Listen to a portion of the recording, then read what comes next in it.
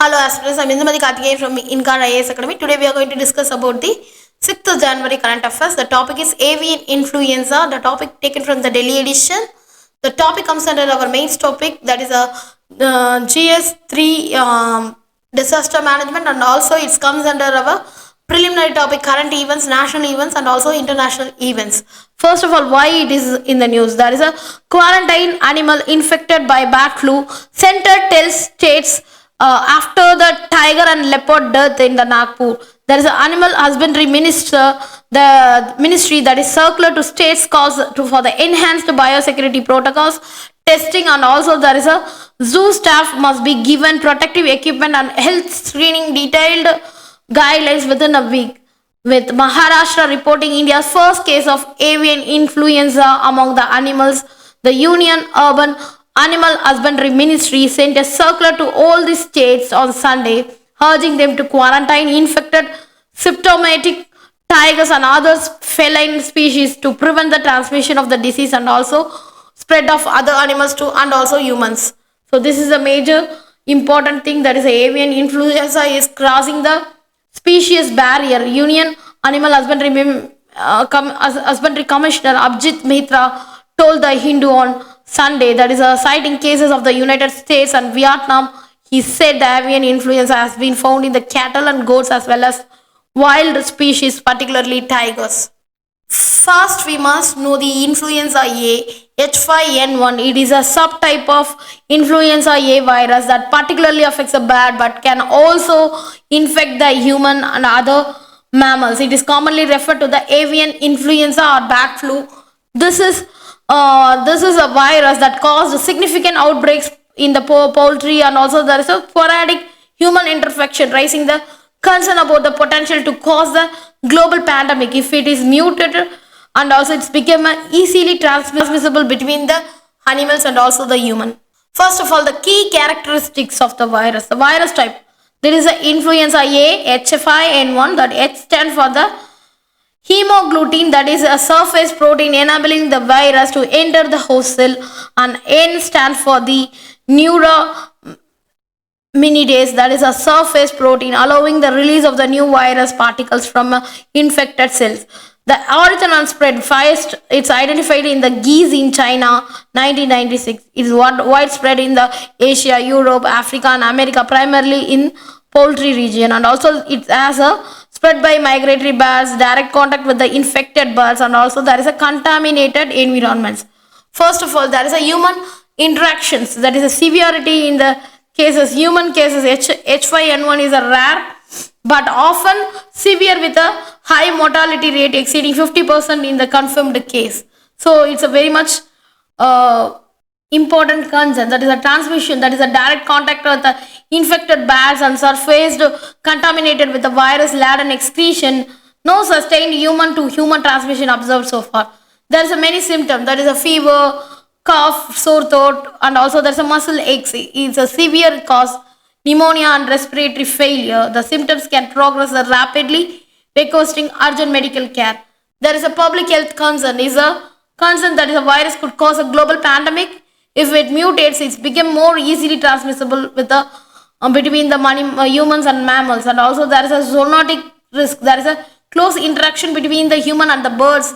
It agriculture or wildlife. It increases the risk of the spillover and events, and also there is a prevention and control measure we need to take immediately. There is a biotape.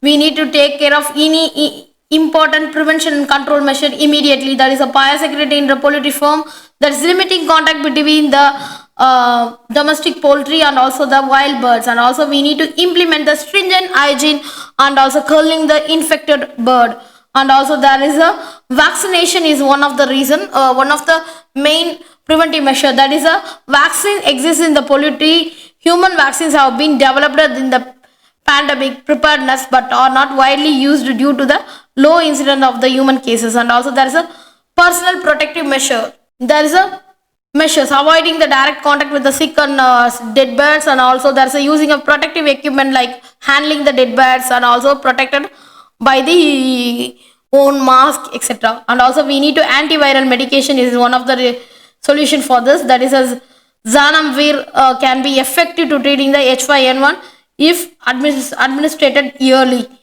The global monitoring response is also one of the important thing that World Health Organization and also there is a animal health that track the outbreaks or to prevent the widespread transmission, and also collaboration between the government, health agencies and researchers is a critical developing vaccines, diagnostic and also rapid response system. In the recent development, new strains in the H5N1 have emerged, some showing increased adaptability and also man-males, raising the fresh concerns. And also the virus remains under close surveillance due to the evolving nature of the potential and mutation that could increase the human transmissibility. Quarantining, that is also important to the safeguard measure. That is a flu symptoms center tells state after tiger leopard death. That is identify the symptoms of the bird flu of animal. That is a sudden death without any obvious cause, and also swelling on the head or eyelid or comb of the bird, or discoloration in the wattles and legs, and also decrease in the egg production, respiratory distress, the diarrhea. These are the main common symptoms of birds. And also there is a isolation. Say we need to isolate affected animal as immediately. That is a more symptomatic animals to separate the location away from the healthy ones. Use a dedicated enclosed space to prevent the airborne transmission.